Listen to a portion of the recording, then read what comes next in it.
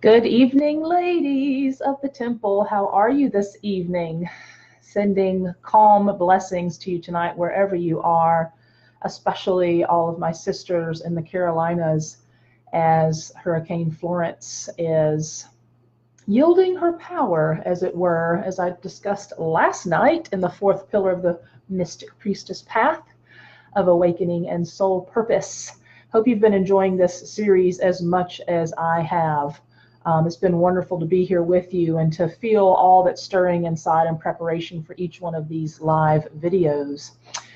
So this is the day 5 in the 8-part series on the pillars of the Mystic Priestess Path that were downloaded to me when I stepped into creating this that I now teach through a 9-month immersive process. And this is for women who feel a deep call to go deeper in their lives, to tap into a destiny, have this conversation around purpose. Why am I really here? What do I really want?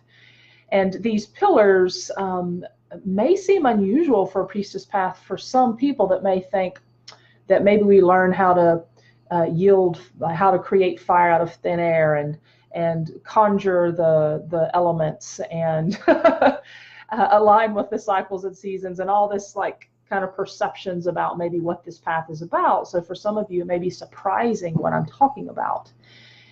And these pillars, I feel, I call them like the core foundational principles that I feel they're necessary for the awakening woman in these times, for us to stand in full responsibility for our lives, to align in integrity with our deeper purpose and to take action on it. And so we've been talking about treating our bodies as a temple of the divine. What would life be like if we really treated ourselves with deep love and care on a regular basis, if we made time to be quiet, to go within and really reflect on these bigger questions. And then we've been talking about seeing relationships as a catalyst for spiritual growth. That's a big one. There are all really big, but some of them really touch on some tender issues. Last night we talked about deep communion with Mother Nature as an extension of the sacred feminine within and without, and the conversation around deep love and reverence for the natural world, awakening this mystic aspect again, which is very connected to that.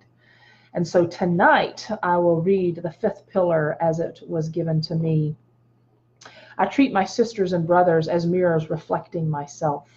I take full responsibility when I am upset to know that the situation has, in some part, been created by me. In taking responsibility, I take my power back and take divine right actions in alignment with the priestess I am becoming. So this is also another really big one, and this is such a deep conversation that I'll just touch on it as best I can tonight. So this starts to dance around the conversation of victim to me and the conversation around taking full responsibility for what's happening in our lives and really seeing those in our lives in close, intimate relationship, those that family of origin we've been born into and the community we've decided to surround ourselves with, and then the relationship with a loving partner if that's something that we desire and have, relationships with our children.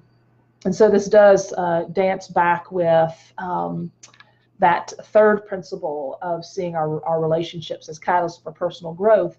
These dance together some, and they also have separate components as well. Hi, Debbie and Angela. Great to see you here. Welcome, welcome. And so in this aspect of those reflecting things within us, what I want to bring to mind this evening is, in this conversation about being victim too, I also want to weave in another component of this, that when there are those in our lives that we have a lot of judgment about, oftentimes I find that those are ones that are our biggest teachers, because they're reflecting a judgment I believe we have within ourselves about ourselves. And when I went into the deep dive with this pillar over years of experience now, facilitating it and living it myself, this can be a hard pill to swallow, so to speak, because it can be very easy to be victim to those in our lives as they're creating something that's affecting us negatively, for example. So if we're to see, okay, what belief system or conversation do I have within myself created this circumstance for me to learn something and to move through, and how could I see this as an opportunity that I'm being kind of tagged and I feel uncomfortable for a reason. Because I think the deepest spiritual path we can be on at this time is to see that everything is reflecting something about us. If we were to take full responsibility for the reality in which we live and to fully put ourselves in the driver's seat of our lives, this is a big component. So if you just think for a moment. Hi, Leslie. Hi, Dana. Great to see you. Love to see your hearts and kisses. Welcome, welcome. Hope everyone's safe tonight. So just think for a moment, if there are individuals in your life that you have a lot of judgment about. So perhaps bring one to mind that's top of mind, that you're noticing that you have a lot of preconceptions, a lot of perspectives on, that, they should be, their life should be different, that their expression should be different. I just don't know, like it stirs something inside of you. So for a moment, to play with this pillar, what do you think that's reflecting within you? And this, another component of this that starts to weave itself in is, so there's the component of the victim piece, and there's also a component of jealousy that I want to bring to light. And there is a light side to jealousy. This is something I woke up to one day in meditation, like, oh my gosh, I see it completely different for the first time. What if we could see jealousy? We see in another what we're wanting more of, and because they have that thing, we're jealous of it, right? Whether it's a deep loving relationship, or a healthy, beautiful body, or abundant cash flow, or someone that has freedom in their lives to travel, or a beautiful home, or whatever that thing is that you want that represents a level of freedom or success to you. People that have that seem to be embodying that you want more of, allow that jealousy to inform you of what you want more of, and say, thank you for that reflection of one-time wanting. Because for a lot of us, until we really step into creating our lives from an empowered place, and I did a temple teaching a couple weeks back on this, then we create from default. And so we're creating from the default of the mindset and perceptions that we've been given. Those that have been imprinted on us from our family, our society, our community, our school, our mentors, our teachers. And so there comes a time in our lives, I believe, that's a bit of a wake-up call. And for some, this is like a spiritual awakening. And our society can call it like a midlife crisis or a breakdown. There's judgments around that too. What if it could actually be that we take an opportunity in our lives to ask these big questions about who we really are and what we want, and learn how to communicate that lovingly with the people in our lives, as we talked about boundary setting this week as one of the pillars that's so necessary. So there is this component that, if I were to get clear about what I really want, then I have to take responsibility for it in a sense that I might actually get it.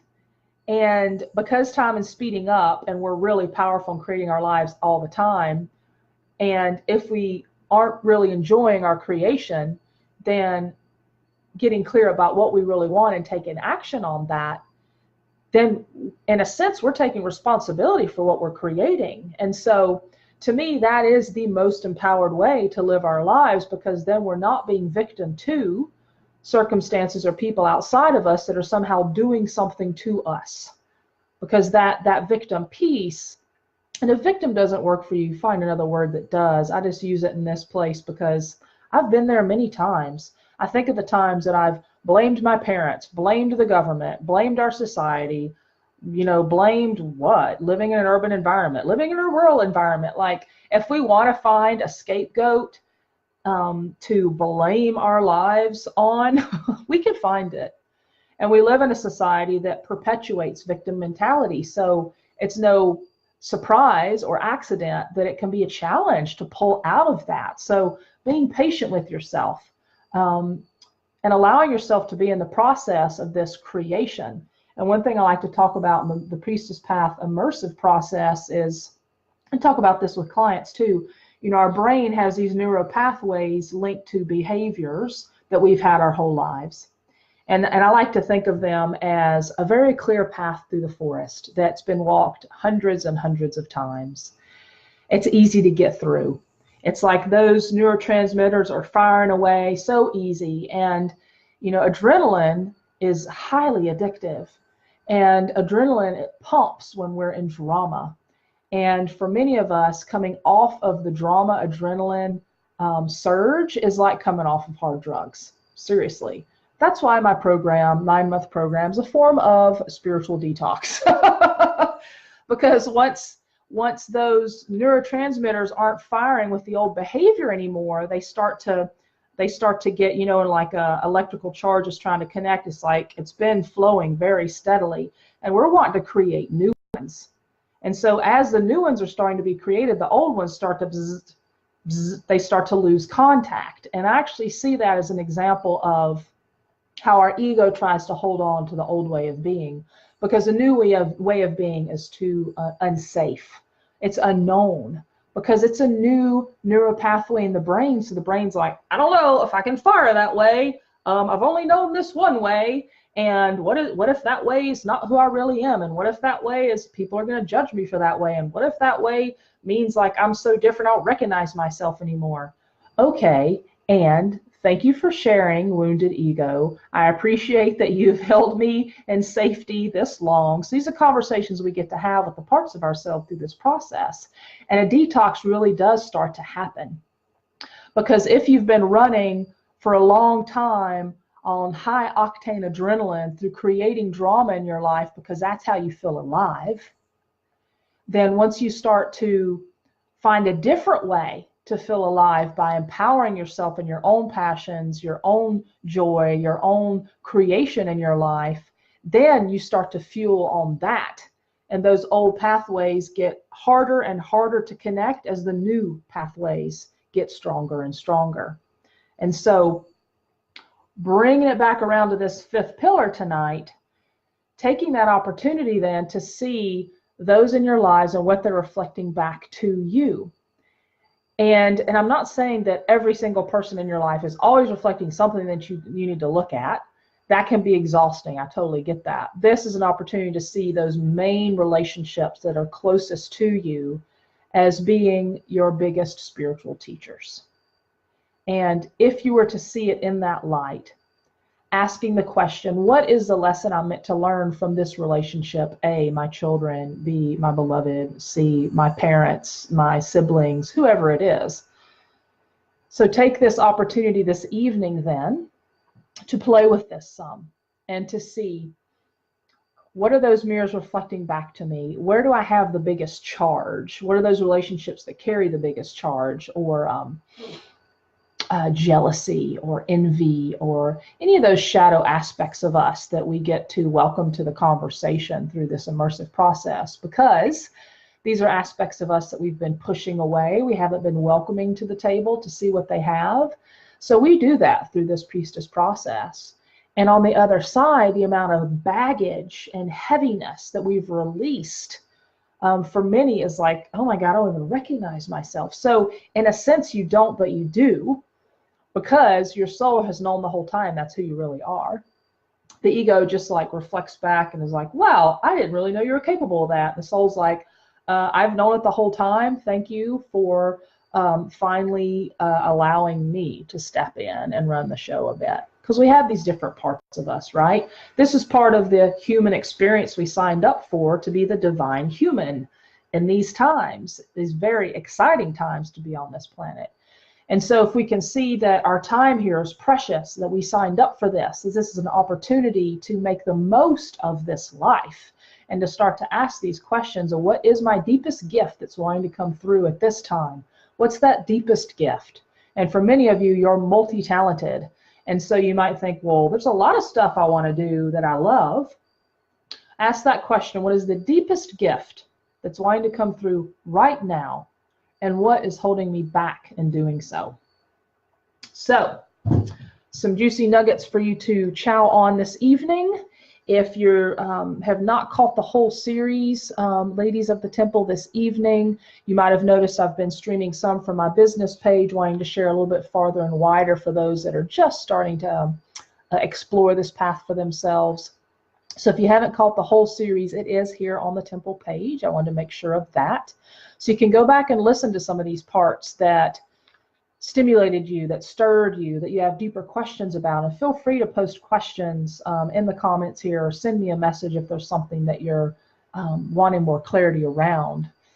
And for those initiates that are on the line tonight, this is your sample taste into the next 9 months you just signed up for. Woohoo!